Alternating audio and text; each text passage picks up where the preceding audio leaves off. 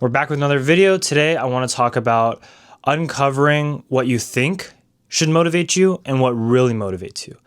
This goes back to the videos I made a couple of videos back. And I was talking about how, unless you feel the pain of suffering, you won't actually do things. And I think this really ties into what really motivates people versus what should. A lot of people would say, oh, your circumstances should motivate you. If you're not where you want to be in life, that should all motivate you. And that's true. It really should motivate you. But the emphasis here is on should. What really motivates you is seeing the pain, seeing the struggle firsthand, experiencing it.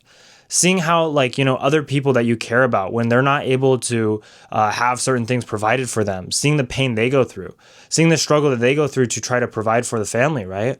Or just seeing what happens when you don't have options because you can't afford other options, other situations. You can't afford to, pay for, a family member's healthcare, or you can't afford to send a younger sibling to a school that they want to go to. All of things, these are the real pain. This is the real suffering that actually leads to your change and actually motivates you.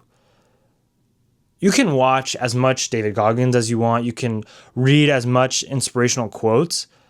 But to be honest, that's only going to motivate you for about 5 seconds. Unless you look at your own life story and you look at those times when you've experienced other people suffering or you experienced suffering yourself because of your situation, and you get to the point you're just sick and tired of just failing and suffering and just not doing anything about it and just seeing people around you just struggle, that is what's really going to motivate you. That's the situation where you're just going to be in the gym, you're going to be working, nobody's going to need to tell you anything, right? A lot of people have this really good analogy about the gym, right? Because people are well, how do you get motivated to go to the gym? It's there's going to be a point in your life when, you either get so big, or you just really don't like the way you look, or you get so sick and tired of the way your body is, right? And I'm assuming that, we're talking about overweight and not fit, right?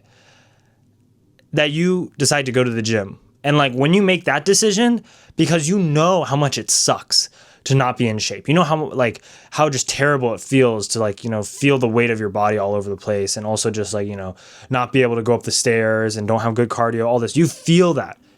And that is what motivates you. That's what pushes you to be in the gym. It's not like somebody told you, oh, you should go to the gym because it's good for your health. It's true. It is good for your health, right? And it's really important. It's important to be strong, right? But honestly, here's the harsh truth. Nobody cares about that. Nobody cares what's good for them, right? Nobody cares about what they should do. So unfortunately, we're all the same. Even I'm the same, right? But you start to go to the gym when you start to realize certain things, right? You realize, okay, this sucks. It sucks being overweight. It sucks how people look at me, or it sucks, doing this and that, right? That is what motivates you in the gym. And then once you get to see progress, you start to be wow, I actually looking kind of big, or I actually in the muscular sense, or I like being very fit, all this stuff. I like how people see me when I'm fit. And that continues to motivate you to be in the gym, right?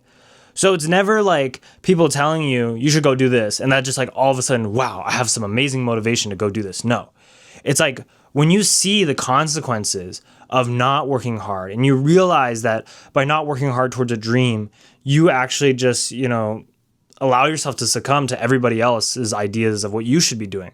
And you start living out other people's lives.